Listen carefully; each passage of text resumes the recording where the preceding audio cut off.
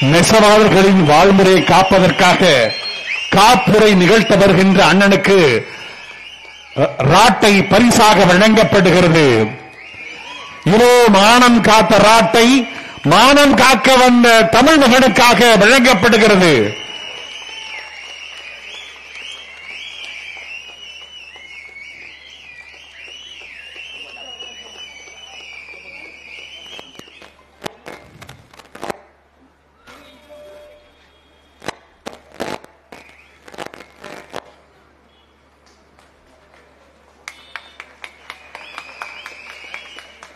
கற்றாழையில் ஆடை செய்தான் தமிழன். அது நோய் கிருமிகளெல்லாம் அழித்து மனிதனை காத்தன. இதோ இப்பொழுது வாழை இலையில் இலை செய்திருக்கும் தமிழர்கள் அந்த உடையை அண்ணனுக்கு பரிசாக வழங்குகிறார்கள்.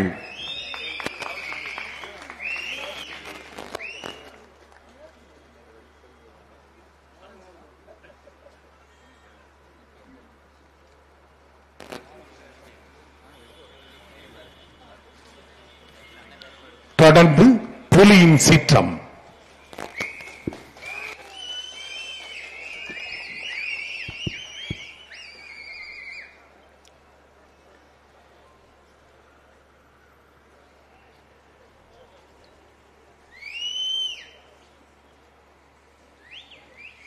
நெசவாளர்களின் வாழ்வுரிமையை பாதுகாப்போம் என்று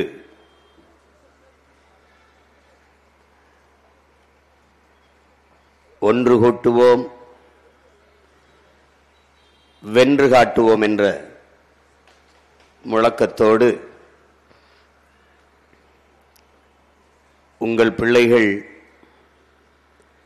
உங்கள் முன்னால் நிற்கிறோம்.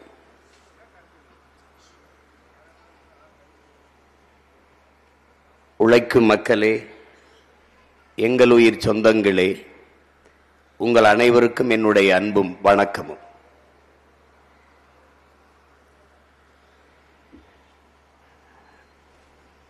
உழவும் நெசவும் மானுட வாழ்வில் ஒன்றை ஒன்று பிரிக்க இயலாது.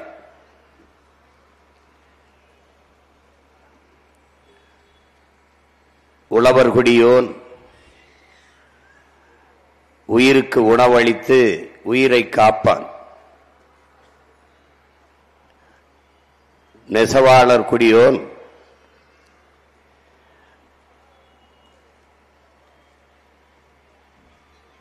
உடலுக்கு உடை கொடுத்து மானத்தை காப்பான்.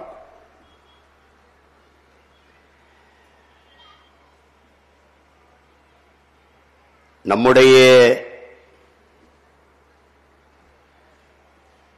வள்ளுவப் பெருமகனார்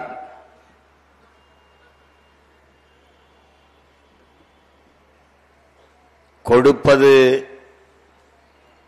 அழுக்கறுப்பான் சுற்றம், உடுப்பதும் உண்பதும் இன்றி கெடும் என்று போதிக்கிறார். அவர் முதலில் உழவை பாடவில்லை, உணவை பாடவில்லை.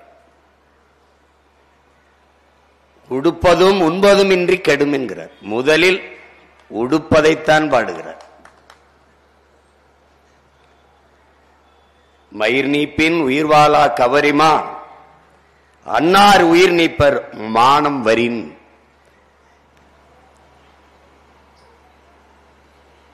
ஏனால் மனித குலத்திற்கு உயிரை விடவும் மானம் பெரிது என்று நம்முடைய மூதாதை நமக்கு தந்தருளிய மறைமொழி போதிக்கிறது.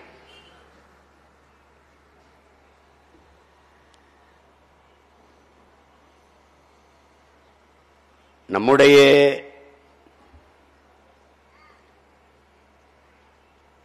புறநானூறு கடுமாப்பார்க்கும் கல்லார் ஒருவருக்கும் உண்பது நாளி உடுப்பது ரெண்டே என்று பாடு. எல்லாமே உணவு உடை, இதை வலியுறுத்தியே பாடுகிறது.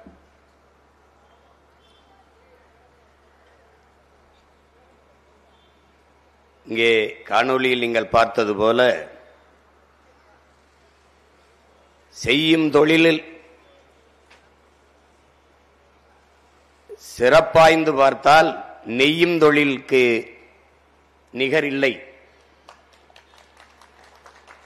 உலகத்தில் நெய்யும் தொழிலுக்கு நிகர் இல்லை. மானம் எவ்வளவு பெரியது! எங்கள் உயிர் தலைவன் மேதகவி பிரபாகரன் அவர்கள் நிலமற்ற இனமும் நிர்வாண உடலும் உலகில் அவமானகரமானதுங்கிறது.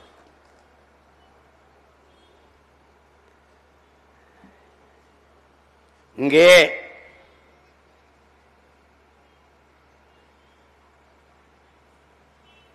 மனிதர்களை விலங்குகளிடமிருந்து பிரித்து காட்டுவது உடைதான். சாதாரண மனிதனை மேன்மை மிக்க மனிதனாக உயர்த்தி காட்டுவதும் உடைதான்.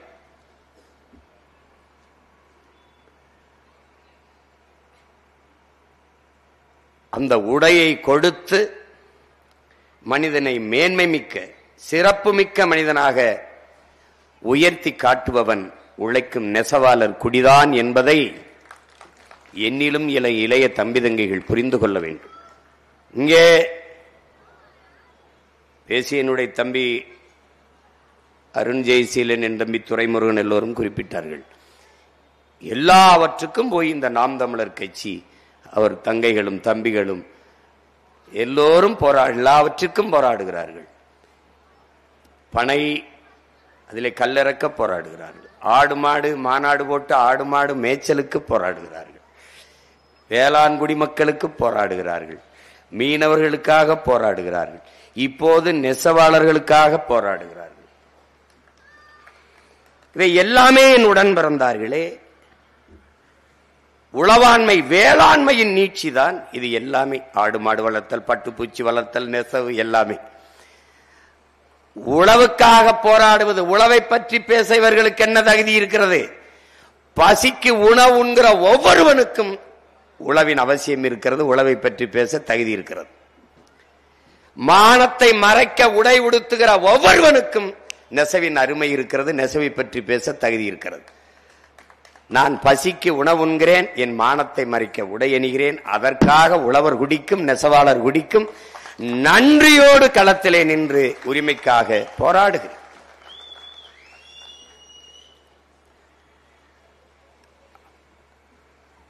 உழவும் நெசவும் தொழில்கள் அல்ல. நாம் அப்படி குறிப்பிட்டு பழகிட்டோம். அது நம் வாழ்வியல், அது நம்முடைய பண்பாடு, அது நம்முடைய வாழ்க்கை முறை, அது நம்முடைய கலாச்சாரம். உடை அணிகிறதெல்லாம் தொழிலா? உணவளிப்பதெல்லாம் தொழிலா? எங்க அப்பா நம்மால் வேற சொல்றாங்க, அது எப்படிடா தொழிலாக முடியும்? தாய் தன் பிள்ளைக்கு பால் ஊட்டுவதை தொழில் என்று சொல்வியான்னு கேட்கிறது. அப்படி என் பூமி தாய் தன் பிள்ளைகளுக்கு உணவூட்டுவதை எப்படா நீ தொழில்னு சொல்ற? அது ஒரு வாழ்க்கை முறையிட, அது உயிரோட்டமான ஒரு கலாச்சாரம், பண்பாடு, ஒன்றை ஒன்று பின்னி பிசைந்த என்னுடைய கலாச்சாரம். அது போற்றி போற்றி கொண்டாடத்தக்க கலாச்சாரம்.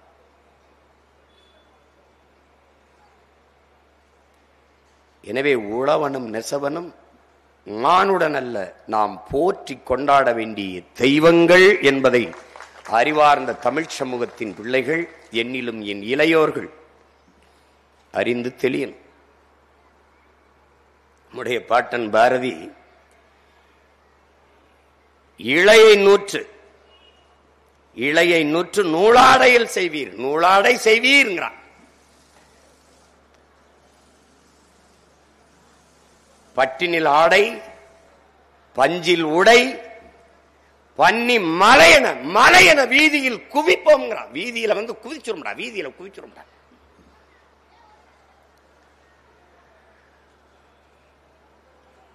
குவிச்சு வைடாங்கிறான்.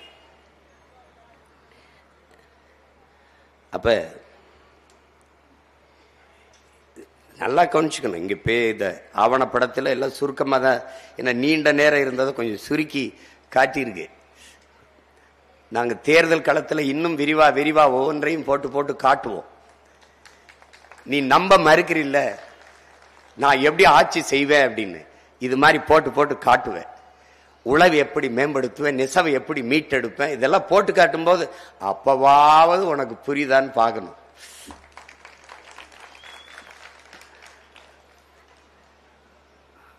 அப்ப ஆதியில் நமக்கு பருத்தி இல்லை. அப்ப இலை, அதான் அந்த இலையை நூற்றுங்கிறான் பாரு நம்ம பாரதி, நம்ம பாட்டன். இலை தழை இதுகளை எடுத்து, புற்கள் எடுத்து, மிருகங்களின் முடிகளை எடுத்து, தோள்களை எடுத்து, ஏன் எலியின் முடியில கூட நூல் எடுத்திருக்கான். இது யார் இதற்கு முன்மாதிரி? இப்படி பண்ணலான்ட்டு பனையில் இருந்து விழுகிற பன்னாடை இருக்கிற மட்டைக்கு மட்டை இடையில இருக்கிற ஒரு கருக்கு பன்னாடை இருக்கிற அதை பார்த்து நூலாடை இது இருக்கு பாருங்க, சிலந்தி பண்ற நூல், அந்த அதை பார்த்து சிலந்தியினுடைய கூட்டை பார்த்து இதுல இருந்தா அவை முன்மாதிரியா பாக்குறான். இந்த மாதிரி நம்ம செய்யக்கூடாதா, இது மாதிரி செய்யக்கூடாதா? அப்படி பார்த்து பார்த்து குருவிகள் கூடு கட்டுறத பாக்குறான். தூக்கணாங்குருவி எல்லாம் பாரு எப்படி பண்ணுது பாரு. நம்ம நெசவாளர்கள் எப்படி மிதிச்சு மிதிச்சு அந்த நூலை கோர்க்கிறார்களோ அப்படிதான் அது ஒவ்வொரு இலையா கோர்த்து கோர்த்து கோர்த்து கோர்த்து தன் கூட கட்டுது. இதையெல்லாம் பார்த்து மானுடன் தன் அறிவுக்குள்ள ஏற்றி ஏன் நாம் இது போல செய்யக்கூடாதுன்னு ஆரம்பிச்சிருக்கான். அப்ப நமக்கு நெசவின் முன்னோடி யார்? பறவை.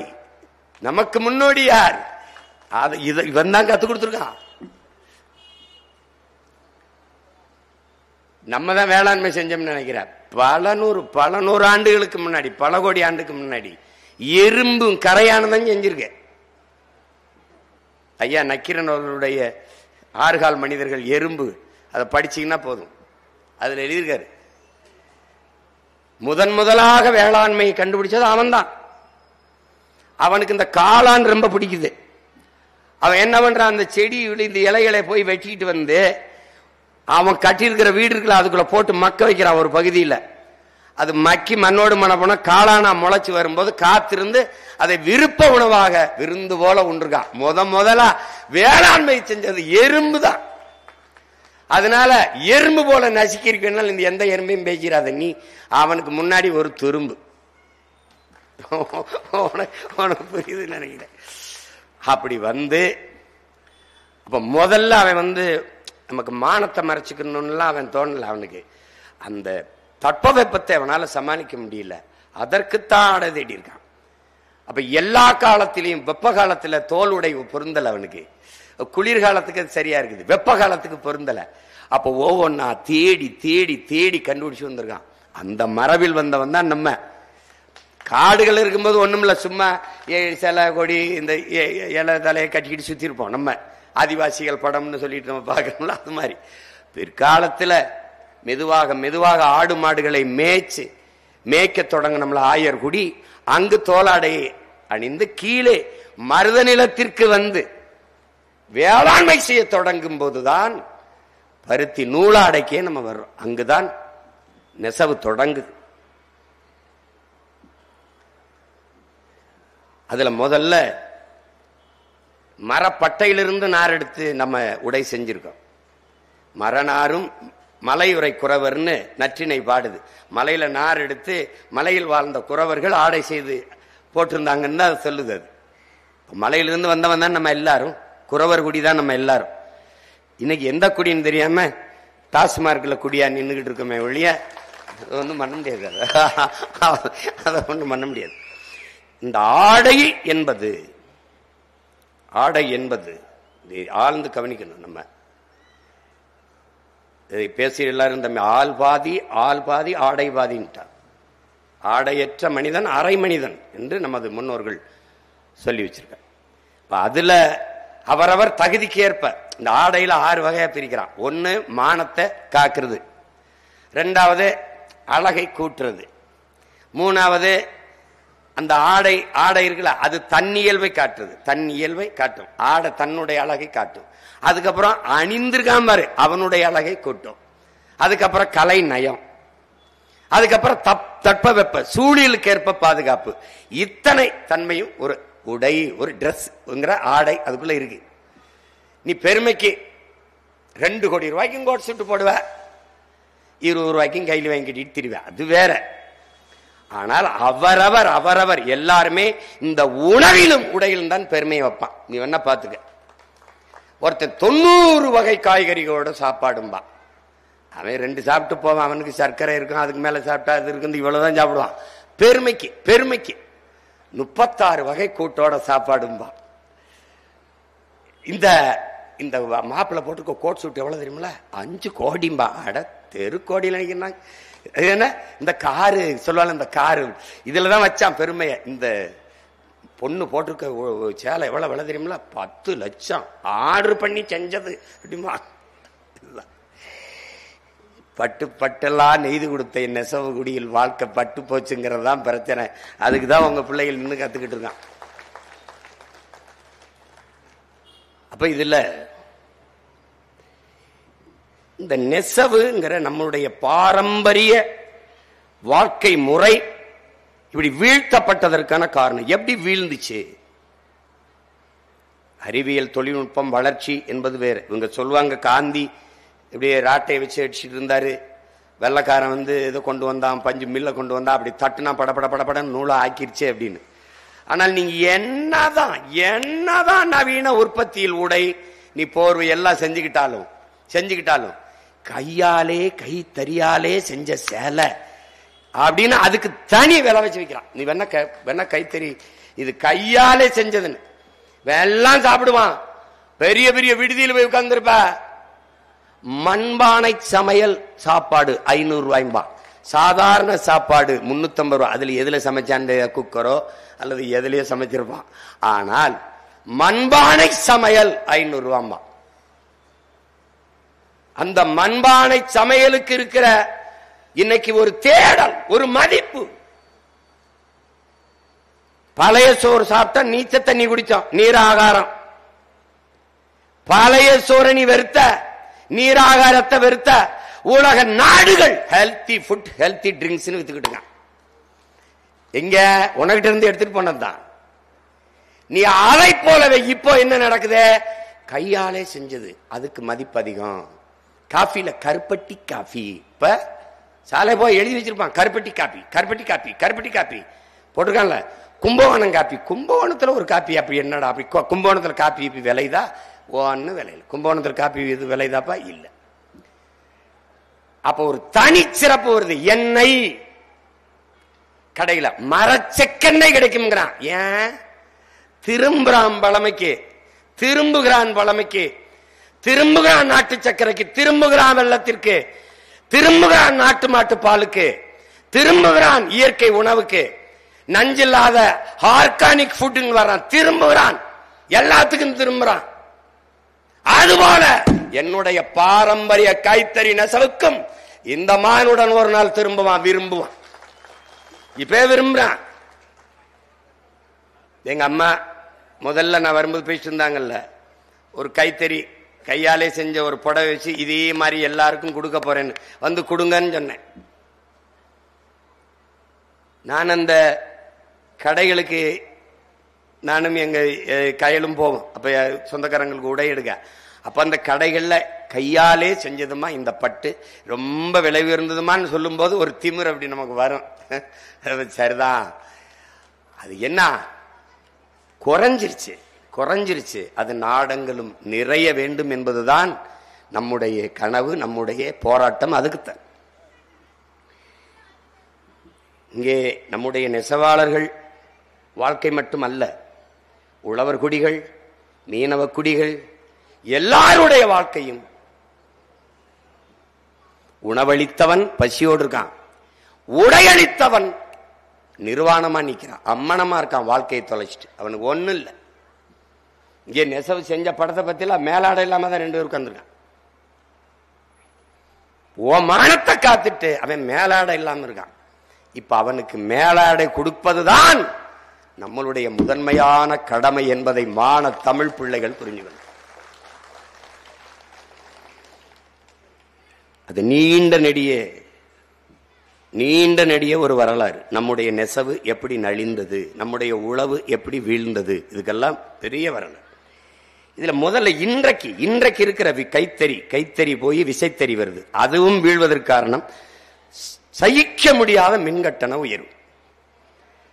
பிறகு கட்டணம் உயர்ந்தாலும் பரவாயில்லை, தொடர்ச்சியாக தர முடியாத மின் தடை, அவ்வப்போது ஏற்படுகிற மின் தடையால் உயர்கிற இடையூறுகள். பிறகு மூலப்பொருளான நூலின் விலை ஏற்றம். அதற்கு பிறகு சொத்து வரி. அது இப்ப ஒரு கட்டக 50 லட்சம் பேர் வீடு இல்லாம இருக்கான்னா அவன் வாடகைக்கு தான் ஒரு வீடை எடுத்து அதுல நெசவு தறியை போட்டு நெய்யணும் வச்சுக்கிடுவோம். ஆனால் அந்த வாடகை சொத்து வரியில் அந்த வீட்டு உரிமையாளர், கட்டட உரிமையாளர் அதுக்கான சொத்து வரியை கட்டுவது கையில் இருந்து போட்டு கட்ட மாட்டார். அந்த கட்டடத்திற்கான வாடகை உயர்த்தித்தான் கட்டுவார். அப்போ மூலப்பொருளான நூலின் விலையேற்றம், மிக அத்தியாவசியமான மின்சாரத்தின் விலையேற்றம், கட்டண உயர்வு, சொத்து வரியால் கட்டடத்தின் வாடகை உயர்வு, இதுபோக சரக்கு மற்றும் சேவை வரி. இதுல எங்க இருக்கும்? இந்த நாட்டில் வரி குதிரை ஒண்ணுதான் வரி கட்டாம தெரியுது, பூரா கட்டிட்டான், எல்லாம் கட்டிட்டான். நீ வீடெல்லாம் கட்ட முடியாது. கம்பிக்கு வரி, கல்லுக்கு வரி, செங்கலுக்கு வரி, சிமெண்ட்டுக்கு வரி, இந்த வரியை கட்டிட்டு சாவா. வீடு கட்ட முடியாது. வீடு கட்டணும்னு நினைச்சுன்னு வச்சுக்க, அதெல்லாம் மறந்துரு. கற்காலத்துக்கு வா, போவோம் காட்டுக்குள்ள போய் என்ன, அதுக்கு தான் மரங்களின் மாநாடு போடுறேன். எங்க ஐயா கவிக்கு அப்துல் சொன்ன மாதிரி வீட்டுக்கு ஒரு மரம் வளங்க. ஒரு காலம் வீடு இல்லைன்னா அதுக்கு கீழே வாழ்ந்துக்கலாம்னார்ல, அதுதான் நடக்க போகுதுப்பா. நெசவாளர் என்றால், உழவர் என்றால் ஒரு இழிவாக பார்க்கிற போக்கு பெருங்கூட்டத்திலே ஏற்பட்டு போச்சு. என்னடா ராட்டையை போய் அடிச்சுட்டு டக்குன்னு அடிச்சுக்கிட்டு இருக்கான் அப்படின்னு. அதனுடைய தரம் வராது. எத்தனை பால் குடித்தாலும் என் உடன் பிறந்தானே, தாயின் மாறில் இருக்கிற பாலில் இருக்கிற சத்தும் ஊட்டமும் உலகத்தில் கிடையாது. உன் தாய் பாலுதான் நீ மரண நொடி வரை உன் உடலிலே நோய் எதிர்ப்பு சக்தியை கொடுக்குதுன்றான். நீ தாயின் மாறிலே எவ்வளவு ஊட்டமாக பால் குடித்திருக்கிறாயோ அவ்வளவுதான் உன் உடம்புல நோய் எதிர்ப்பு சக்தி இருக்குங்கிறான். அப்ப உழவும் நெசவும் நம்முடைய தாயின் பால் என்பதை அறிவார்ந்த தம்பி தங்கைகள் புரிஞ்சு கொள்ளணும். சும்மா அப்படி ஏதோ நெசவு சொல்லிட்டு இருக்காரு சிவானந்த் ஐயா. ராஜீவ்காந்தி அவர்கள் ஆட்சி காலத்தில் கொண்டு வந்த புதிய ஜவுளி கொள்கையில் இருந்துதான் படக்கென்று இந்த நாட்டிலே நெசவு வீழ்ச்சியுற தொடங்குகிறது. இந்த பாரம்பரிய கைத்தறி பாதிக்கப்படும் சொல்லுமா, அதெல்லாம் பாரம்பரிய நீண்ட நாளுங்கிறலாம் கட்டி பிடிச்சிட்டு ஆள முடியாதுன்னு போயிட்டாப்ல, அறிவிச்சு விட்டு போயிட்டாப்ல. நம்ம மக்களும் இன்னைக்கு நம்ம போராடுறதுல ரொம்ப நாளா போராடி இருக்காங்க. நம்ம வர்றதுக்கு முன்னாடி இருந்து போராடி போராடி போராடி வழியே இல்லாம சொந்த பிள்ளைகள்கிட்ட வந்து என் தியாகம் பண்ணி முடிங்கடான்னு வந்திருக்காங்க. வேற இது ஒண்ணும் இல்ல, ஒண்ணும் கிடையாது. அப்ப 18 விழுக்காடு அந்த 18 ரக அந்த நூலை கைத்தறி நெசவாளர்களுக்கு கொடுங்க அப்படின்னு கோரிக்கை வைக்கும் போது அது கண்டுகல. ஆனால் அந்த நூலை விசைத்தறி நெசவாளர்களுக்கு கொடுத்துருச்சு. அதனால கைத்தறி அங்க ஒளிஞ்சிருச்சு. சிட்டா நூலின் விலையை குறை அப்படின்னா அதை குறைக்கல. இப்ப இங்கே நம்முடைய கைத்தறி நெசவு அழிந்து போய் அது குஜராத் போன்ற மாநிலங்களில் அது உயர்ந்து நிற்க காரணம் அந்த மாநிலம் ஏற்றுக்கொண்டிருக்கிற புதிய ஜவுளி கொள்கை வேற, நம்ம ஏற்றுக்கொண்டிருக்கிற ஜவுளி கொள்கை வேற. இது ரெண்டுக்கு இருக்கிற பிரச்சனையில தான் நம்ம அதை பத்தி கவலைப்படலை. இங்க பேசினா பாருங்க, இந்த தம்பி சொன்ன பாருங்க தோற, இது எப்போதைக்கு வருது நெசவாளனுக்கு? அந்த 3 மாசம் எப்பாவது இலவச வேட்டி சேலை கொடுக்கறதுக்கு, பொங்கலுக்கு கொடுக்கறதுக்கு இப்போ தச்சு கொடுத்த, செய்து கொடு, நெய்து கொடு. ஒரு நாளைக்கு 2 சேலை 100 ரூபா தானே, 200 ரூபாய்க்கு ஒரு நெசவாளன் உழைச்சி இது பண்ண முடியும்னா எப்படி வாழ்வாதாரம் எப்படி இருக்கும்? எப்படி நெசவை நீங்க காப்பாற்றுவ? எப்படி காப்பாற்றுவ?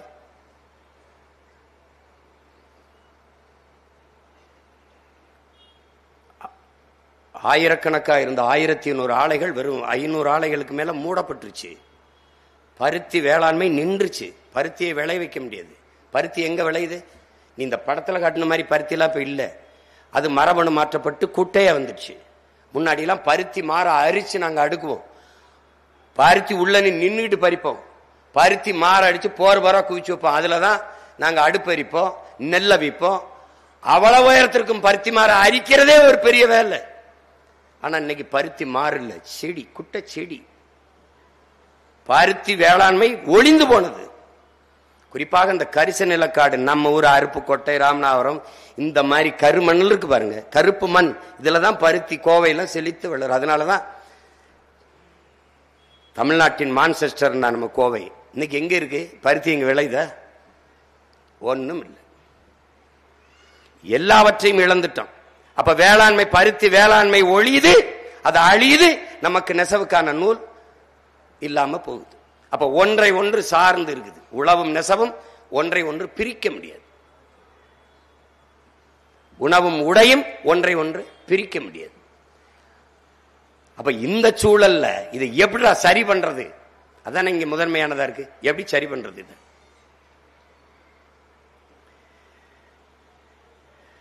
ஒரு வழிதான் நமக்கு இருக்கு.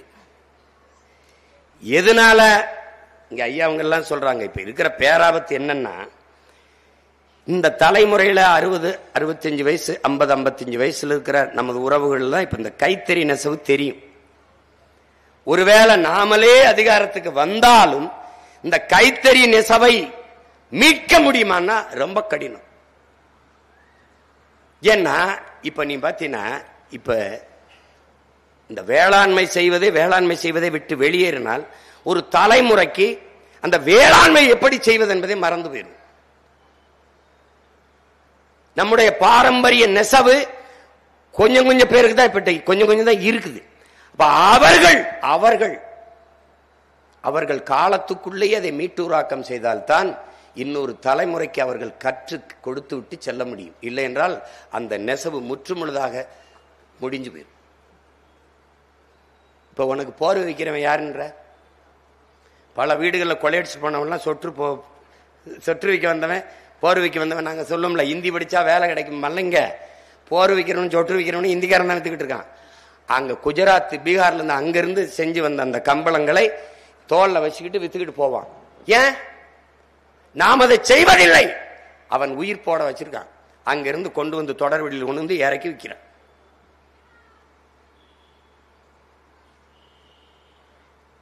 நீ இப்படியே போனாய் என்றால் என்னோடு சென்னைக்கு வா, என் வாகனத்துல உட்கார்ந்துக்க. நான் என் வீட்டில இருந்து அலுவலகத்துக்கு போற வரைக்கும் என்னோட வா. வரும்போது எத்தனை நிறுத்தத்துல நான் நிக்கிறேன்னு பாரு. எல்லா நிறுத்தத்திலையும் கையேந்தி பிச்சை எடுக்கிறவன் யாருன்னு பாரு. அவ்வளவும் இந்திக்காரன். இதுல இருந்து என்ன தெரியுது? ஏன் வந்தான்? பிச்சை எடுப்பதையும் ஒரு தொழிலாக மாற்றி கொண்டாந்து இறக்கி அதுக்கு ஒரு முகவர், இந்த பகுதி அவனுக்கு, இந்த பகுதி அவனுக்கு. கை குழந்தையோட பார்க்கும்போது பதறும். எப்ப பார்த்தாலும் இந்த குழந்தை படுத்தே தான் இருக்கும். அப்ப என்ன கொடுத்துருக்க? எந்திரிக்காது, அழாது, அப்படியே தூங்கிட்டே இருக்கும். பாவம் போல கையேந்திக்கிட்டே இருப்பாங்க பெண்கள். சரி, நம்ம வழி இல்லாம காசு கொடுத்துட்டே இருப்போம். இதுல இருந்து நீ ஒன்றை தெரிந்துக்க, இனி உனக்கு பிச்சை எடுக்கிற வேலை கூட இருக்காது இந்த நாட்டில். அதையும் அவன் எடுத்துருவான்.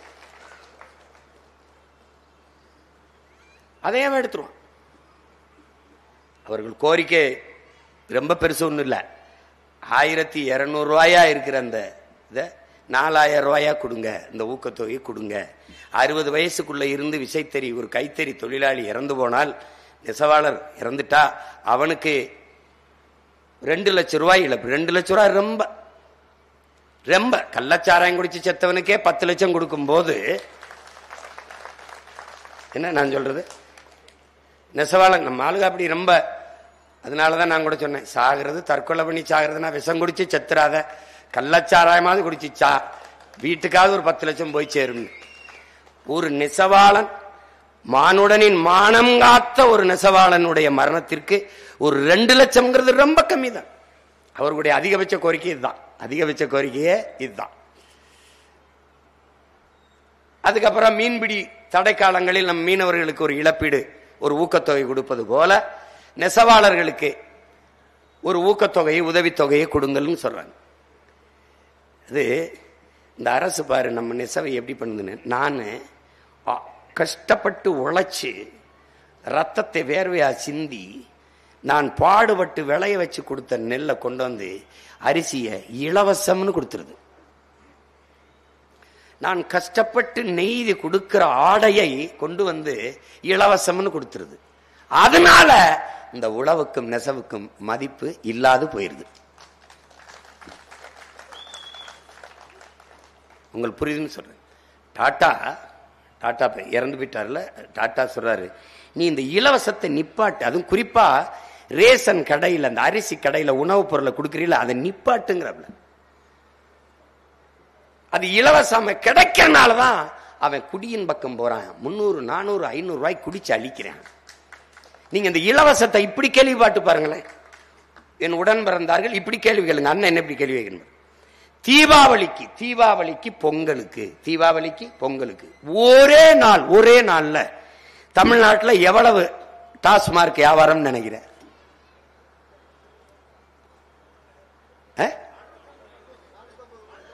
450 கோடி. தம்பி, ஒரே நாள் வியாபாரம் 450 கோடி. ஒரு நாள்ல 450 கோடிக்கு குடிக்க காசு வச்சிருக்கவனுக்கு எதுக்குடா இலவசம்? எதுக்கு இலவசம்?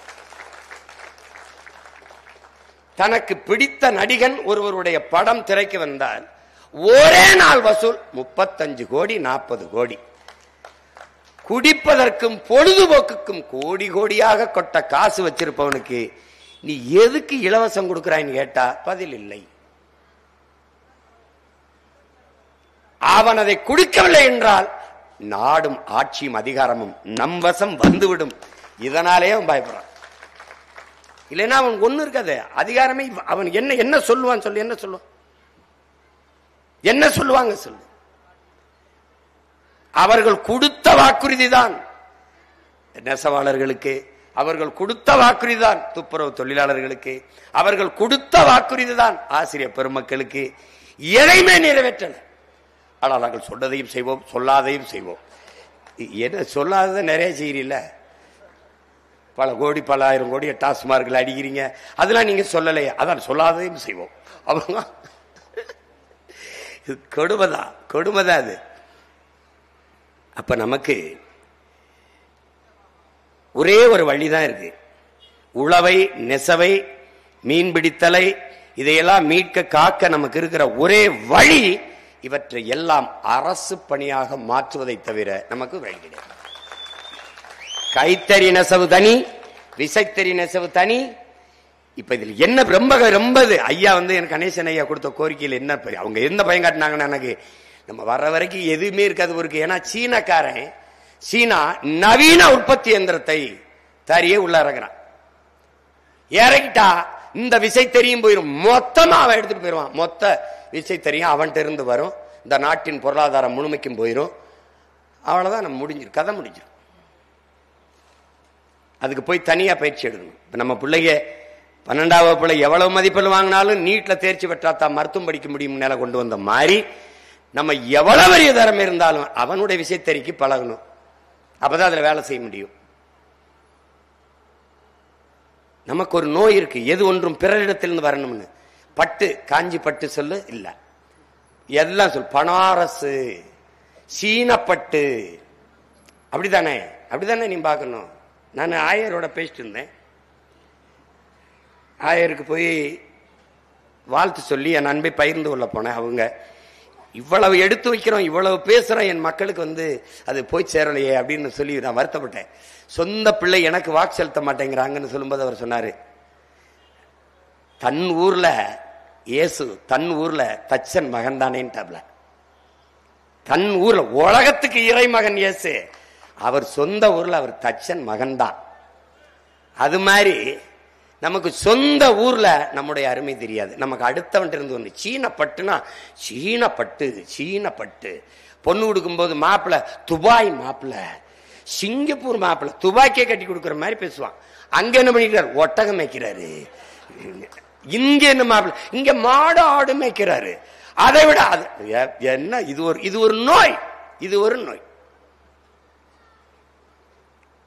அதனால என் நெசவாள சொந்தங்களுக்கு நாம கொடுக்கிறது என்ன சொல்லனா, கைத்தறி ஆடை. நீங்க ஒரு சங்கம் வச்சிருக்காரு ஐயா, அதுக்கு ஒரு விலையை சொல்லுங்க. தறிக்கு இந்த கைத்தறி, சரி கைத்தறி நெசவுக்கு அதுக்கு அழியாம இருக்கிறதுக்கு என்னென்ன செய்யணும் அரசு செஞ்சிருது, செஞ்சு கொடுத்துட வேண்டியது. நீங்க கொடுத்துட்டு நீங்க போயிடணும். சந்தைப்படுத்துறதை நாங்க பண்ணிப்போம். தமிழ்நாடு அரசு பண்ணிரும். என் தம்பி துறை சொன்னால ஐயா முத்திரை, அது இல்ல, தமிழ்நாடு அரசு முத்திரை. எதுல? உரையில தான், ஆடையில இல்ல. அது ஓட்டுக்கா இருக்கிறவன் ஆடையில குத்தி பெறுவான், நாட்டுக்காக இருக்கிறவன் மேல இருக்கிற உரையில குத்தி கொடுப்பான். தமிழ்நாடு அரசு பட்டுடா, தமிழ்நாடு அரசு கைத்தறி ஆடைடா, தமிழ்நாடு அரசின் விசைத்தறி ஆடைடான்னு அரசு தொழிலாக மாற்று. அப்ப ஏற்கனவே அதுல இருக்கிற ஒரு ஒருத்தருக்கு பாரு 60-65 வயசுல இருக்கிற பெரியவர்கள், அவர்களுக்கு தான் நெசவின் கலை நுணுக்கம் நுட்பம் தெரியும் என்றால் அவளை வெறும் பேராசிரியர் ப்ரொஃபசர்ஸ். நெசவை கற்றுக்கொள்ள இந்த சாதிதான் நெசவை செய்யுங்கிறது எவனு. அப்ப அந்த சாதி காரணத்தவரை எவனும் ட்ரெஸ் உடவெடுத்த கூடாதா? அம்மனம் அதாண்டா தெரியும். எப்படி? இந்த நிலத்தில் தாண்டா சாலியர், அந்த நிலத்திலே முதலியார், எல்லாரும் செய்யறான் நமது முன்னோர்கள். ஈரோட்டில் செய்றவன் யாரு? முதலியார். சேலத்தில் செய்றது யாரு? முதலியார்.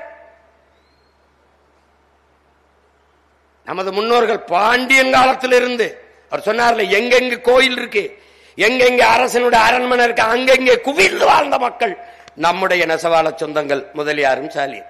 இவங்க பேர் எப்படி? அந்தந்த பகுதியில் வாழ்ற மக்கள் நெசவில் ஈடுபட்ட பிறகு சௌராஷ்டிரா மக்கள் இன்னைக்கு செய்யலையா? எங்க ஊர்ல பரமக்குள்ள பட்டு நூல்காரர்கள் என்றுதான் பெயர். யமனேஸ்வரத்தில் போனால் ஆத்துக்கரை ஊர நூல் காஞ்சிக்கிட்டே இருக்கணும்.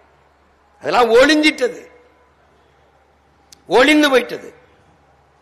இன்னைக்கு எங்க சௌராஷ்டிராலாம் இந்த நெசவு செஞ்சு கொண்டு வர முடியுதா? அப்ப என்ன நடந்தது? நம்முடைய மன்னர்களுக்கு பட்டாடை, கோயில்களுக்கு சாத்துகிற பட்டாடைகள், கடவுளுக்கே உடை கொடுத்தவன்டா நம்முடைய நெசவாளன், இறைவனுக்கே துணி கொடுத்தவன். அதெல்லாம் பின்னாடி நாயக்க மன்னர்கள் வந்தபோது சௌராஷ்டிரா மக்கள் அவங்க அந்த நெசவை செய்ய தொடங்கினார். அதனால் இது குறிப்பிட்ட சாதியினுடைய வேளாண்மை செய்வது குறிப்பிட்ட சமூகத்தினுடைய வேலையா? அப்படியா? பனை ஏறுவது ஒரு சாதின்னா எல்லா சாதிக்காரன் நாங்க வர, நீங்க கூட வந்து திருச்சியில் ஒரு மாநாட போட்டான். எல்லா சாதிக்காரன் நாங்க எல்லாரும் ஏறுறோம்னு. ஏன்னா எல்லாரும் கருப்பட்டி திங்கிறோம், எல்லாரும் பதினி குடிக்கிறோம், எல்லாரும் ஜோறு திங்கிறோம். ஏன்னா ஆடு மாடும் கோனார் தான் மேய்க்கிறான்னு நீ யார் வீட்டுல ஆடு மாடு இல்ல சொல்லு?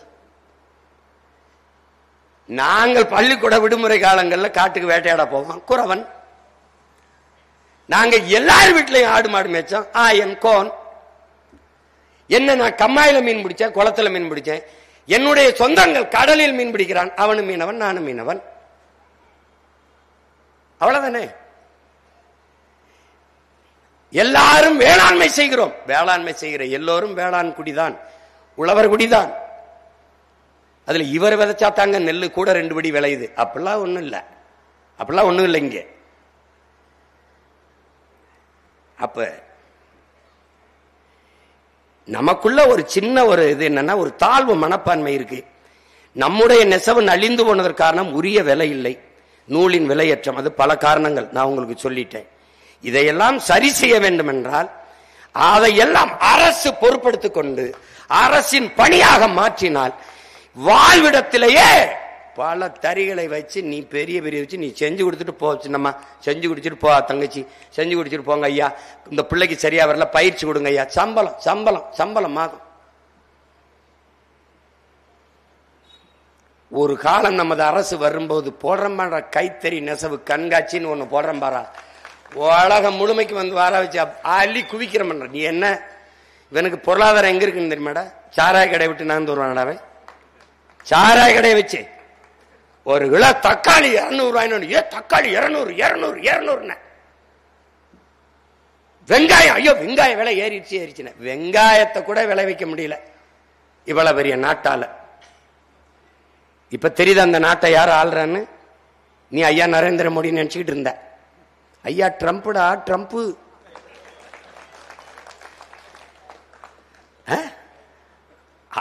ட்ரம்ப் அவர்களுடைய தம்பு தான் இந்த நாட்டை ஆண்டுகிட்டு இருக்க. அப்படி நீ யாரை கேட்டு ரஷ்யாவில் எண்ணெய் வாங்குகிறாய்? நான் சொல்றேன், நீ நிப்பாட்ட மாட்டேங்கிறாய். அதனால 50 விழுக்காடு வரி, இன்னும் கொஞ்ச நாள் 100 விழுக்காடு கூட ஏத்துவாப்ல. என்ன ஏண்டாடே, அரக்கு இருக்கீங்களெல்லாம் போய் அதிபராக்கி விட்டு நம்ம படுற பாடு இருக்கடா. எல்லாரும் பாரா பாகிஸ்தானுக்கு போற சிந்தி நதியை மறிக்கிறேங்கன்றப்பல, அந்த ஆளு 50 விழுக்காடு வரின்றப்பல. இப்ப என்ன கோயம்புத்தூர்ல எந்த சொந்தக்காரன் எடுத்தாலும் சோகமா அண்ணே சொல்லுங்கண்ணே ஒன்றும் ரொம்ப கஷ்டமா இருக்குண்ணே எங்க போகுதுன்ட்டு ஏற்றுமதி தொழில் அப்படியே விழுந்துருச்சுன்னு. எது கோவை, ஈரோடு, திருப்பூர் எல்லாம் முடிஞ்சு. நம்ம பாட்டான சின்னால பட்டியிலே கண்டாங்கி எடுத்து, சின்னாலம்பட்டி இருக்கு கண்டாங்கி இல்ல, காஞ்சி பட்டுடுத்தி கஸ்தூரி அப்படி இருக்குல்ல. காஞ்சிபுரருக்கு பட்டு இல்ல, நம்ம பட்டு இல்ல, அது பட்டு போச்சு. ஆனா வேற ஒருத்தன் விற்கிறான், அவன் எவனும் போய் பாரு, நம்மால் கிடையாது. போய் பாரு, எல்லாம் குஜராத் மார்வாடி சேட்டுகள்கிட்ட போயிருச்சு நம்முடைய பாரம்பரிய நெசவு. இதை மீட்கிறதுக்கு இருக்கிற ஒரே வழி நமக்கான அதிகாரம், நெசவாளனின் அதிகாரம், உழவனின் அதிகாரம், மீனவனின் அதிகாரம், உழைக்கும் பாட்டாளி மக்களுக்கான அதிகாரத்தை நிறுவுவதற்கு நாம் பாடுபடணும். அதை விட்டு அவர் வழி கிடையாது. உனக்கு சொல்லும்போது உனக்கு கொஞ்சம் வேடிக்கையா இருக்கும், ஏன்னா இப்படிலாம் சொல்றாப்ல இது நடக்குமா அப்படின்னு. நீ எது நடக்காது, எது சாத்தியமில்லை என்று எண்ணுகிறாயோ அதை சாத்தியப்படுத்துவதற்கு பெயர்தான் புரட்சி. நான் சொல்வதை நீ நம்ப மறுத்தால், பறவையை பார்த்தவுடன் இதை போலவே ஆகாயத்தில் விண்வெளியில் என் மானுட சமூகம் பறக்கும் என்று ஒருத்த முடிவெடுத்தான். அன்னைக்கு நான் இதே மாதிரி நானும் பறப்பேன்னு சொன்னா நீ கல்ல விட்டு அடிச்சு எரிஞ்சிருப்ப.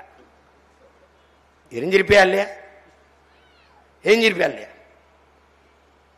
தீப்பந்தத்தை கொளுத்தி தீவெட்டி வச்சுக்கிட்டு மெழுகு சிம்மிலி வச்சுக்கிட்டு மெழுகுத்தி வச்சுக்கிட்டு இருந்த இடத்துல பாரு, நான் தெருவுக்கு வெளிச்சத்தை போட்டு போயிட்டான் ஒருத்தன். அவன் நிலைமையை பத்தியா? ஆல்வா எடிசன் மின்சார விளக்க கண்டுபிடிச்சிட்டாப்ல. அது வியாபாரம் பண்ண முடியல, நம்ம கைத்தறி மாதிரியே அது மதிப்பிழந்துருச்சு. அவனுக்கு தெரியல எப்படி சந்தைப்படுத்துறது தெரியல. எடுத்து ஒவ்வொருத்தர மக்களை கூட்டி வச்சுட்டு பேசுறாப்புல, நீங்க மெழுகுவர்த்தி இல்லாத இரவுகள்ல இந்த விளக்க பயன்படுத்திக்கலாம்ட்டு. காலம் எப்படி வந்துருச்சு, விளக்கு இல்லாத நேரத்தில் நீங்க மின்சாரத்தை மெழுகுவர்த்தியை பயன்படுத்துறீங்க. தலையெல்லாம் மாறிடுச்சு. இப்ப சிரிப்பியா? சிரிப்பியா? கிரகாம்பல் தொலைபேசியை கண்டுபிடிச்சிட்டான். கண்டுபிடிச்சிட்டு அவனுடைய நண்பனுக்கு அவன் வந்து பேசுறான். பேசும்போது எல்லாரும் இது சாத்தான் பேசுதுன்னு அவன் குரல்னு நம்பல. எவனுமே நம்பல. இன்னைக்கு அவன் எடுத்து முதல்ல பேசினால அவன் பேரு ஹலோ. அதனால இந்த பையன் எல்லா பையனும் ஹலோ ஹலோன்னு இருக்கான். கண்டுபிடிச்ச கிரகாம்பல் கூட கிரகாம்பல்னு கூட சொல்லலாம் ஒரு நன்றிக்காக. எல்லாம் ஹலோ போட்டுக்கிட்டு இருக்கான். Hello hello hello hello 1 2 3 mike testing எல்லாம். இந்த ஒளி வாங்கிய கண்டுபிடிச்சவங்க கூட அவ்வளவு சோதிச்சிருக்க மாட்டான். ஹலோ 1 2 3 மைக் டெஸ்டிங் விடுப்பா. இந்த மாதிரி நாங்க சொல்லும் போது உங்களுக்கு இப்ப வேடிக்கையா இருக்கு. நீ எழுதி வச்சுக்க, ஒரு நாள் உங்கள் மகன் அதிகாரத்துக்கு வந்த பிறகு நெய்தல் அங்காடி, குறிஞ்சி அங்காடி, மருதம் அங்காடி, எல்லாவற்றையும் உருவாக்கி எல்லாவற்றையும் அரசு பணியாக மாற்றுவேன். நீ நினைக்கிற நீ என்ன அரசு பணியா மாற்றுவேங்கிறாரு. இந்த 100 நாள் வேலை திட்டத்துக்கு போறிய, அதை யாரு கொடுக்கிறா? அரசு. எவ்வளவு கொடுக்குது? 300 ரூபாய். அதை ஆக்கப்பூர்வமாக மாற்றி நம்மளால் செயல்படுத்த முடியாதா? உனக்கு ஒரு நோய் இருக்கு, அறக்காசுனாலும் அரசாங்க காசா இருக்கணும், காசுனாலும் கவர்மெண்ட் காசா இருக்கணும் அப்படின்னு உனக்கு இருக்குது. நீ இதெல்லாம் வேளாண்மை செய்வது, பட்டுப்பூச்சி வளர்ப்பது, மீன் வளர்ப்பது, நெசவு செய்வது, ஆடு மாடு வளர்ப்பது, நாட்டுக்கோழி வளர்ப்பது, இது எல்லாமே உனக்கு கேவலமா இருக்குது. ஆனா சாராய கடையில சாராயம் ஊத்தி கொடுக்கறது மட்டும் கௌரவமா இருக்குது. எப்படி அது மட்டும் எப்படி பெருமையா இருக்கு? அது மட்டும் எப்படி? சாராயம் ஊத்தி கொடுப்பவன் அரசு வேலை பார்க்கும் போது உலகத்திற்கு சாப்பாடு போடுகிற சம்சாரி அரசு வேலையா இருக்கக்கூடாதா?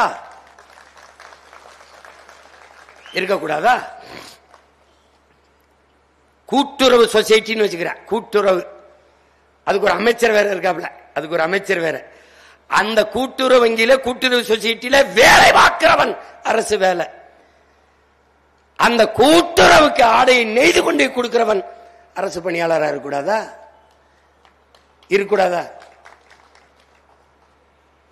பைத்தியக்காரன். ரெண்டே ரெண்டு கிடா குட்டி, ஒன்னு வெள்ளையா இருக்கு, ஒன்னு கருப்பா இருக்கு. செம்மறியாட்டம் கிடா.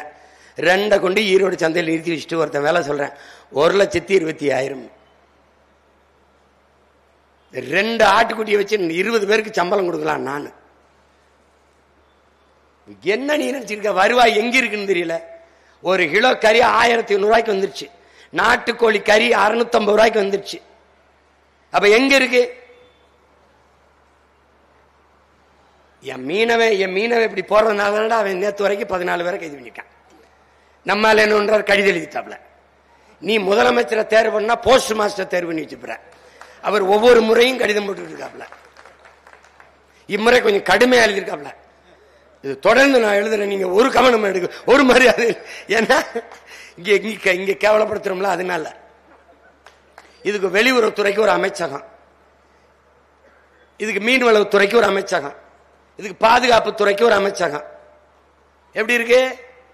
எப்படி இருக்கு?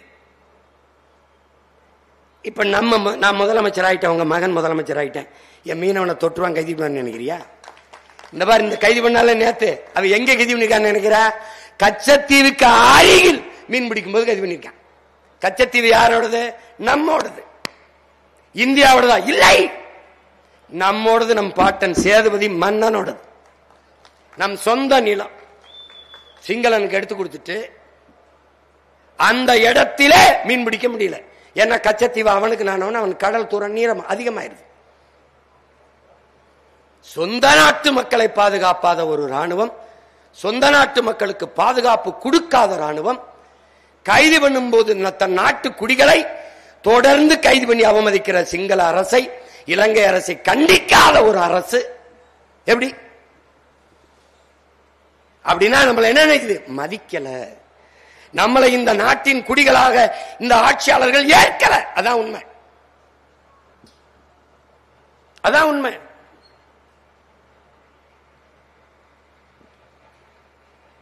அப்பதுக்கு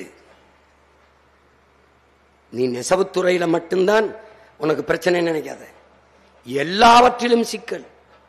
தினந்தோறும் வீதியில் வந்து போராடுகிறார்கள் நமது மக்கள். அதிலே நெசவாளர்களின் குரல் மேலே எழவில்லை. காரணம், அவர்களுக்கு என்ற அரசியல் அதிகாரம் இல்லை. அதை கைப்பற்றுவதற்கு எண்ணரும் தமிழ் சொந்தங்கள், எண்ணருமே நெசவாள உறவுகள் கிளர்ச்சியோடு எழுந்து வரணும். இதே நிலத்தில், இதே அருப்புக்கோட்டையில் நாம் ஏன் தோற்றம்ங்கிறதுக்கு நீ பாரு, எப்படி இழந்தோம்னு பாரு.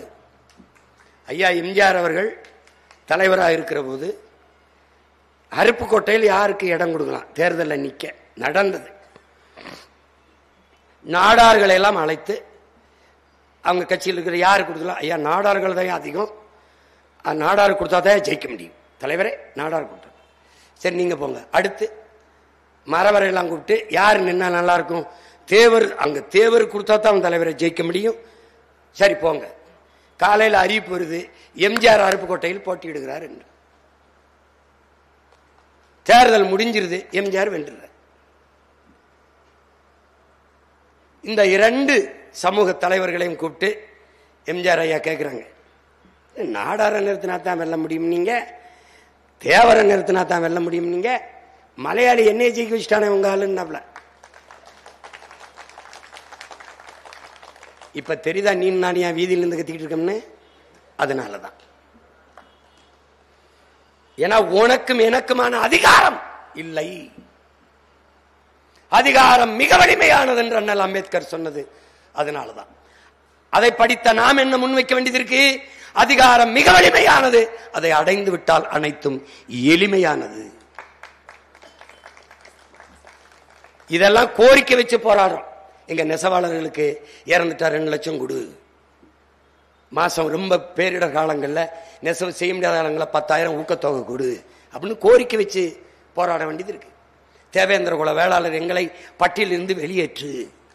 ஏன் எந்த பட்டியலும் இல்லாதவன்ட்ட நீ நாட்டை கொடுத்துட்டு நம்ம எங்களை பட்டியலிருந்து வெளியேற்று? உனக்கு சிக்கல் புரியுதா? நீ அந்த நேரம் கோபப்படுகிறாய், கோபத்தோடு வாக்கு செலுத்த வேண்டிய இடத்தில் விட்டுறாய். அதான் ஐயா கணேசன் ஐயா சொல்றார், மறுபடியும் மறுபடியும் கை அங்கே நீளுது, அங்கே நீளுது. எந்த உலகத்துலடா உதயசூரியன் இப்படி பாதியில் இப்படி வந்திருக்கு. இப்படி அது ரொம்ப நாளா உதிக்கவே இல்லடா, 60 வருஷமா அப்படியே தான்டா இருக்கு. அதுக்கு போய் ஓட்டு போட்டு அவன் ஓட்டு கட்டு வரும்போது, ஏழை எளிய நெசவாள மக்களே, ஏழை எளிய விவசாய மக்களே, உங்களின் சின்னம் உதயசூரியன். ஏழை எளிய உழைக்கும் மக்களே, உங்களின் சின்னம் ரெட்டை இலை. நாங்க ஏழை, நீங்க ஏழையா? நீங்க ஏழையா? வரும்போது ஏழை எளிய விவசாய மக்கள், ஏழை ஒரு நாட்டில் உழவர் குடியோனும் நெசவு குடியோனும் ஏழையா இருந்துட்டு அந்த நாடு நாடு இல்லடா, பிச்சைக்கார நாடுறாது. இவர் 2 பேரும் வாழாத நாடு, வாழ்க்கை தரத்தில் உயராத நாடு. எப்படி பொருளாதாரத்தில் மேம்படும்? எப்படி வாழும் வளரும்? எப்படி? அவை இதை மீட்க காக்க இருக்கிற நமக்கு ஒரே வழி, நமக்கான அதிகாரத்தை நாம் நிறுவி அதை எப்படி மீட்பது? இப்ப நான் உங்க பிள்ளை அதிகாரத்துக்கு வந்துட்டேன்னா எனக்கு இருக்கிற இடையூறு, வேளாண்மையை தேசிய பணியாக்கி அதை அரசு பணியாக மாற்றி வேளாண்மையை நான் மீட்டெடுக்க முயலும் போது எனக்கு இருக்கிற பெரிய இடையூறு விதை இல்லை. என்னிடத்துல விதை இல்லை. இப்ப விதை எங்க இருக்கு? சின்சாண்டோ மான்சாண்டோ நிறுவனத்துக்கிட்ட இருக்கு. ஒரே ராத்திரியில் சின்சாண்டோ மான்சாண்டோ நிறுவனத்துக்கு எடுத்து கொடுத்த ஆட்சியாளர்கள் இவர்கள் தான். இப்ப உனக்கு தக்காளி நீ விளைய வைக்கணும், விதை அவன்தான் இருக்கு. உன் பாரம்பரிய நாட்டு மாடுகளை மீட்டுருவாக்கம் செய்யணும், உனக்கு அவ்வளவு காளைகள் இல்ல. அதை அழிக்கத்தான் ஜல்லிக்கட்டுனா, அதை அழிக்கத்தான் மேய்ச்சல் நிலங்களை பறிச்சான், காடுகள்ல மலைகள்ல மேய்க்காதேன்றான். அப்ப நான் என்ன பண்ணுவேன்? கறிக்கு வித்துட்டு போயிருவேன். அப்ப உன்னுடைய நாட்டு மாட்டு இனமே அழிஞ்சிரும். அதை மீட்டுருக்கம் செய்ய முடியாது. உன்னால மறு பெருக்கத்தை கொண்டு வர முடியாது, உற்பத்தி செய்ய முடியாது. இது எவ்வளவு பெரிய ஆபத்திற்கு வரும் நமக்கு. அதனால நாம என்ன செய்யறோம்? நாம் தமிழர் கட்சி பிள்ளைகள் விதை பண்ணை என்றை உருவாக்கி பாரம்பரிய விதைகளை சேமித்துக் கொண்டு வருகிறோம். நமக்கு முன்னாடி செய்த பெருமகன் யார்? நெல்லு ஜெயராமன் அவர்கள் அழிந்து சிதைந்து போன 500க்கும் மேற்பட்ட பாரம்பரிய நெல் வகைகளை சேமித்து வைத்தார். அவர் நம்முடைய அப்பா நம்மாழ்வார் வழியிலே பயணித்து. 1-2 சவால்கள் இல்லை நமக்கு முன்னாடி. அதிகாரம் வந்துவிட்டால் அவ்வளவு எளிதாக சரி செய்ய முடியாது. ஏன்? 50 ஆண்டு கால தீமை, 50 ஆண்டு கால கொடுமை, அதை எதிர்த்து பெரும் போர் செய்து நாம் இந்த நாட்டை மறுகட்டமைப்பு செய்யணும். ஊழவை மீட்டு, நெசவை மீட்டு, மீனவர் குடிமக்களின் வாழ் உரிமையை பாதுகாத்து மீளணும். அப்ப இவ்வளவு பெரிய பெரும் சுமையை சுமந்து கொண்டு நிற்கிற பிள்ளைகள் நாம். இன்னைக்கு எங்கேயோ ஒரு ஓரத்தில் நின்று அருப்புக்கோட்டையில பேசுறது அகில உலகம் முழுமைக்கும் இந்த கருத்து போய் சேருகிறது. அது திருப்பூருக்கு போகாதா, ஈரோடுக்கு போகாதா, சின்னாலப்பட்டிக்கு போகாதா, காஞ்சிபுரத்துக்கு போகாதா, சேலத்திற்கு போகாதா, திண்டுக்கல்லுக்கு போகாதா? எல்லாருக்கும் போகும். இன உணர்வும் மான உணர்வும் கொண்ட ஒவ்வொரு தமிழ் மகனுக்கும் இது தன்னுடைய பிரச்சனை. இது தன்னுடைய பிரச்சனை, தன் நாட்டின் பிரச்சனை, தன் இனத்தின் பிரச்சனை. இதை சரி செய்யணும். நம்ம சாதாரணமா ஒரு உடை வாங்கி உடுத்திடுறோம். சிறார் பாருங்க, எத்தனை முறை அந்த எத்தனை ஆயிரம் முறை அதற்கு மிதிக்க வேண்டியது இருக்குது. நம்ம சாப்பிட்டு சாப்பாடு சரியில்லைன்னு சொல்றோம், சாப்பாடு நல்லா இருந்தது நல்லா இல்லைன்றோம். ஆனால் உழைத்து விளைய வைத்தவனுக்கு ஒரு நன்றியும் இல்லை இந்த நாட்டில். நீ எழுதி வைத்துக்கொள், எழுதி வைத்துக்கொள். இந்த இனத்தை பேரன்பு உண்டு காதலித்த என் உயிர் தலைவன் பிரபாகரன் மீது ஆணையிட்டு சொல்கிறேன், உங்கள் மகன் அதிகாரத்திற்கு வரும்போது மருத்துவர்கள் போற்றப்படுகிறார்களோ இல்லையோ, நீதிபதிகள் போற்றப்படுகிறார்களோ இல்லையோ, மாவட்ட ஆட்சி பணியாளர்கள் போற்றப்படுகிறார்களோ இல்லையோ, இந்த நாட்டிலே போற்றப்படுகிற தெய்வங்களாக உழவர் குடியோனும் நெசவர் குடி மக்களும் இருப்பார்கள். இது உறுதி. உழுதுண்டு வாழ்வாரை வாழ்வார், மற்றெல்லாம் தொழுதுண்டு பின் செல்பவர். இருந்தோம்பி இல்வாழ்வதெல்லாம் விருந்தோம்பி வேளாண்மை செய்தல் பொருட்டுன்ட்டான். உழுவார் உலகிற்கு ஆணி அட்டாற்றாது எழுவாரை எல்லாம் பொறுத்துன்ட்டான். உழுவார் உலகிற்கு ஆணி எப்படி சராம் பாருங்க. உழவினார் கைமடங்கின் இல்லை விளைவதும் விட்டேம் என்பார்க்கும் நிலைன்றான். அந்த உழவர் குடியும் நெசவுக்குடியும் போற்றப்படுகிற சமூகம்தான் பண்பாடு கொண்ட சமூக மேம்பாடு பெற்ற நாகரிகம் பெற்ற சமூகமாக வாழும். உணவு இல்லைனால் பசி கொலை கொள்ள, நெசமா இல்லைன்னா உடை இல்ல, மான மரியாதை இழந்து திரிய வேண்டியதான். பைத்தியக்காரன் ஆடை கிழிச்சு போட்டு திரிவான்ல தெருவில், அது மாதிரி எல்லாம் தெரிய வேண்டியதான். அப்புறம் மறுபடியும் வேப்பங்களை ஒடிச்சு இடுப்புல கட்டிக்கிட்டு திரிய வேண்டியதான், புள்ளறுத்து கட்டிக்கிட்டு திரிய வேண்டியதுதான். அதனால பெரிய வேலையெல்லாம் உங்களுக்கு உங்க பிள்ளை கொடுக்கல, பெரிய வேலையெல்லாம் உங்களுக்கு கொடுக்கல. ஒரே ஒரு ஓட்டு, ஒரே ஒரு ஓட்டு, ஒரே ஒரு ஓட்டு. அத விவசாய சின்னத்தை பார்த்து போட்டு நாட்டை எங்க கிட்ட கொடுத்துட்டு நீங்க நிம்மதியா வீட்டுல படுங்க, எல்லாம் சிறப்பா நடக்கும். அந்த பிள்ளைய கற்பழிச்சு விட்டான், அங்க தாலி எடுத்து விட்டான், அங்க திருடி விட்டான். இந்த செய்தி இருந்ததுன்னா நாங்க காலையில கையெழுத்து போட்டு பதவி விலை எல்லாம் போயிடும். நீயே காப்பில ஏய் என்னப்பா நீ இவ்வளவு பேசின இப்படி நடக்குதாப்பா அப்படின்னு எங்க செஞ்சிட சொல்ல பாப்போம், சொல்லு பாப்போம், சொல்லு பாப்பா. இப்ப நீ 6 லட்சம் பேரு பீகார்காரனுக்கு ஓட்டு உரிமை கொடுக்குறேன், என்னை வெள்ள வெட்டுறா, அவன் வரிசையில் இன்னும் ஓட்டு போட்டான்னா பாரு, போட்டுருவா நீ, போட்டுருவா போட்டுருவா நீ, போட்டுருவாங்க. வந்த வழியை பெட்டியை சீட்டி கிளம்பிடுவான். நீ என்ன இங்க பாரு, நான் பதவியேற்ற நாற்காலியில் உட்கார வேணாம் என்புடன் பிறந்தவனை, பேரன்பு மிக்க பெற்றவர்களே, வாக்கு எண்ணி வென்றுட்டான் வந்துட்டான் கிளம்பிடுவான். நீ முன்னணின்னு மட்டும் சொல்லு, எங்க போய் நிக்கிறான்னு தெரியாது. நான் சொல்றது உனக்கு சிரிப்பா இருக்குல்ல, வேடிக்கையா இருக்கு. ஆனாலும் உனக்கு என்னை விட்டா நாதி கிடையாது. நீங்க பாரு, மாட்டை நாங்க கருதறுத்துட்டு நிலத்துல மேய விடுவோம், முளைக்குச்சிய நடு வயல்ல அடிச்சிருவோம். அவர் வயலங்கு மேய்ஞ்சிட்டு முளைக்குச்சி எங்க இருக்கு அங்க வந்து படுத்துருவாரு. இப்ப இந்த இன மக்களுக்கு இருக்கிற ஒரே முளைக்குச்சி உன் மயந்தான். இங்கே நிப்ப, நீ அங்க ரெட்டலைக்கு போட்டு, உதயசூரனுக்கு போட்டு, தாமரைக்கு போட்டு, கைக்கு போட்டு, கடைசியா வந்து அப்பா அப்படின்னு முளைக்குச்சி இருக்கிற இடத்துல விவசாயத்துக்கு போட்டுருவேன். விவசாயிக்கே போட்டு வழியே கிடையாது, நீ உனக்கு வழியே கிடையாது. உனக்கு யார் இருக்கா சொல்லு. உன் இனத்தை அவமதித்து ஒரு படத்தை எடுத்து உன் நாட்டிலே ஓட்டி காசு எடுத்துட்டு போயிட முடியும் நினைச்சு கிங்டம்னு ஒரு படத்தை எடுத்து வெளியிட்டிருக்காங்க. பல முறை இந்த மாதிரி வர படங்களுக்கு நாங்கள் மட்டுமே சண்டை போட்டு நீட்டிருக்கோம். இப்ப நான் தொடர்ச்சியா தேவேந்திர சொந்தங்களை பட்டியலிருந்து வெளியேற்ற சொல்லி மாடு மேய்க்கிற போராட்டம், நெசவு போராட்டம், இப்படி தொடர்ச்சியா களத்துல நின்னுட்டதுனால அவன் பாரு ஒரு இடத்துல எடுக்கிறான், ஒரு இடத்துல ஓட்டுறான். அப்ப என்ன துணிவு கேட்க நாதி இல்ல உனக்கு.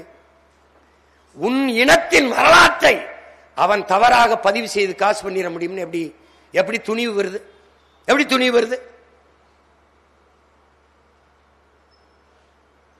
தமிழர்கள் தங்கம் கடத்துகிறார்கள், தமிழர்கள் போதைப் பொருள் கடத்துகிறார்கள் எடுக்கிற நீ, அந்த தமிழர்களை ஈழத்தமிழர்களை அடிமைப்படுத்தி வச்சிருக்காருன்னு வரலாற்றை மாற்றி எடுக்கிற நீ, உண்மையான வரலாற்றை எடுக்க முடியுமா? அப்ப சிங்கள தமிழர்களை கொடுமைப்படுத்தல, சிங்களம் தமிழர்களை அடிமைப்படுத்தல, அதை சொல்ல உனக்கு துணிவில்லை. இதை ஏண்டா செய்யறான்னு கேட்க தமிழனுக்கு நாதி இல்ல. ஒரே நாள்ல 5 லட்சத்திற்கும் மேற்பட்ட மக்களை லால்பூர் சிரிமாவோ பண்டாரநாயக்க ஒப்பந்தத்திலே ஒரே ராத்திரியில் குடியேற்றவர்களாக்கி நாடற்றவர்களாக்கி இந்த ஊர்ல இறக்கி விட்டு போன நாடா இந்தியா. அதை எடுப்பியா? விமர்சிச்சு எடுப்பியா? இங்க வந்து இறக்கி விட்டானே, குடியிருக்க வீடு கொடுத்தானா? பிழைக்க பொழப்பு கொடுத்தானா? அது எங்க இருக்கான்னு சொல்ல அவனே, அது சொல்ல பாப்போம். மலையகத்தில் வாழ்கிற மக்கள், இந்திய மக்கள், இந்த நாட்டு மக்கள், தமிழ்நாட்டு மக்கள் என் சொந்த பந்தங்களை வெள்ளக்காரன் தேயிலை தோட்டத்தில் வேலை செய்ய கூட்டிட்டு போனான் கூலியா. கண்டி நுவரெலியால வாழ்ற பகுதிகள் வாழ்கிற மக்கள் இந்த மண்ணின் குடிகள், ஈழத்தில் வாழ்கிற மக்கள் அந்த மண்ணின் பூர்வீக குடிகள். என் இனத்தை நான் அடிமைப்படுத்தினேன், என் இனத்தை நான் கொடுமைப்படுத்தினேன். நீ வரலாற்றை பதிவு பண்ணி வைக்கிற, எப்படி எப்படி பதிவு பண்ற?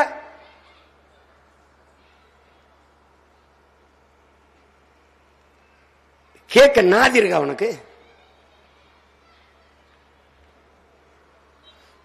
இனத்தின் மானத்தை வித்து வருகிற பணத்தை எப்படி நீ ஏற்கிற? எப்படி ஏற்கிற? எங்க உடம்புல ஓடுற ரத்தம் தானே உங்க எல்லாருக்கும் ஓடுது. எப்படி நீங்க அதை சகிக்கிறீர்கள்? உன் இனத்தின் அவமானத்தை எப்படி நீ பொழுதுபோக்கா நினைக்கிற? எப்படி எப்படி எல்லாத்தையும் நீ சகித்துட்ட. நெசவு விழுந்துட்டது, சகித்துட்ட. உழவு விழுந்துட்டது, சகித்துட்ட. மலையை நொறுக்கி கல்குவாரி எம்சாண்ட் மணல் என்று விற்கப்படுகிறது, கடந்துட்ட. நடந்து ஆறுகள் எல்லாம் செத்து போச்சு, மண்ணலி திண்டுட்டான். ஆற்றிலே மணல் இருக்கும், மண் இருக்குது, செடி கொடி மரம் முளைச்சிருச்சு. காரணம் மணலை தின்னுட்டான். இந்த ஆறை உயிர்ப்பிக்க முடியுமா? முடியாது. அது கழிவு நீர் ஓடுகிற கால்வாயா மாறிவிட்டது. பாலாற்றிலே உனக்கு தண்ணி திறந்து விட்டுருக்கானே, தொலைக்காட்சியிலே பாக்குறியே, தண்ணீர் வருதா நுரை வருதா? எப்படி சகித்துக்கிற? ஏன் அந்த நுரை? அங்க இருக்கிற ஆலை கழிவை இவன் தேக்கி வைக்கிறான், தண்ணி திறக்கும் போது சேர்த்து திறந்து விடுறான். இங்க வருவது தண்ணீர் இல்லை, விஷம், நஞ்சு. அதை நிலத்தில் பாய்ச்சற, அதுல விளைவது என்னவா விளையும்? அது நிலத்தடி நீருக்குள்ளே போது, அதை எடுத்து குடிக்கிறாய். எதை குடிக்கிறாய்? அந்த ஆறிலே ஓடுகிறது. காட்டு ஆடு, மாடு, மான், யானை எல்லா உயிரும் வந்து குடிக்கிறது. எதை குடிக்கிறது? நீரையா விஷத்தையா? எதை? அதை பற்றி இந்த ஆட்சியாளர்கள் கவலைப்பட்டது உண்டா? இதே போல காவிரியில் தண்ணி திறப்பார்கள், பார் தண்ணீர் வருதா நுரை வருகிறதா என்று. அமைச்சரிடத்தில் கேட்டதற்கு அது குளித்தவர்கள் நிறைய சோப் போட்டு குளித்து விட்டார்கள் என்று சொல்லுகிறார். பேட்டி இருக்குது, நான் என்னமோ சொல்ற மாதிரி பேசுற. ஏண்டா நீர் வெப்பமாக தடுக்க தர்மாக்கோல் விட்ட சயின்டிஸ்டுகள் தானடா நம்ம ஊர்ல. கடல்ல மீன் வளத்தை பெருக்க சட்டியில மீன் குஞ்சு விட்ட அமைச்சர்களா இருக்காங்கடா நம்ம உடனே. கடல்ல மீனை பெருக்க, மீன் உற்பத்தி, மீன் வளத்தை பெருக்க. தம்பி சிரிக்காத தம்பி, பேர சொல்லணுமா? சட்டியில வச்சுக்கிட்டு மீன் எடுத்துக்கொண்டு கடல் ஒரு வேம வந்து காரி துப்பிட்டு போகுது. சிக்கருமம். இது மீன் வளம். கால்நடை அது மேய்க்கிறது, அது கால்நடை. பாலே இல்ல, மாடே இல்லாம பால் விக்குது ஒரு அரசு, அதுக்கு பால் வளத்துறை.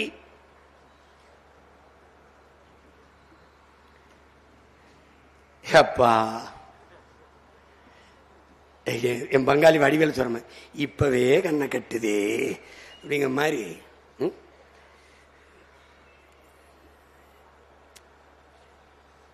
ஆனா நீங்களும் என்னை கண்டுக்கிறதா இல்ல, நானும் உங்களை விட்டு போறதா இல்ல.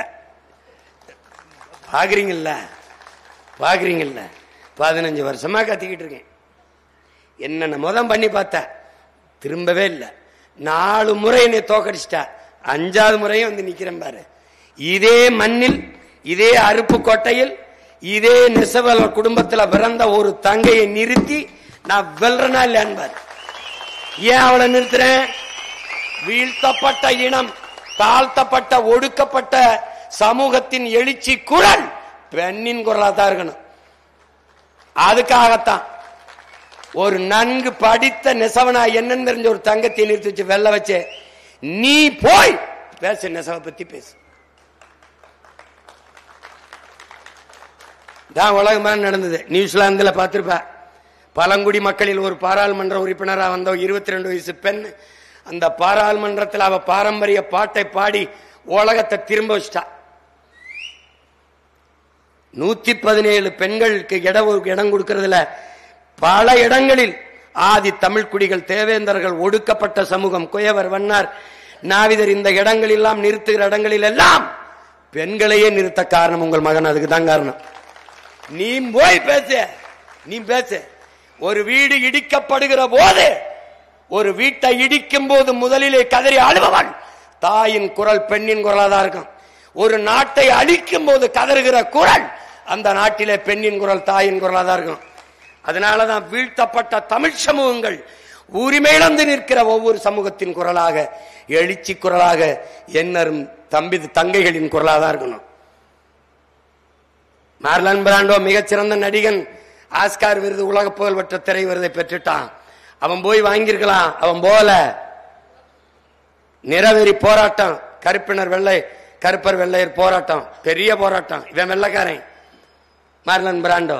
ஒரு கருப்பின பெண்ணை கூப்பிடுறான், நீ போய் எனக்கு பதிலாக அந்த ஆஸ்கார் விருதை வாங்குன்றான். நீ போய் வாங்கு.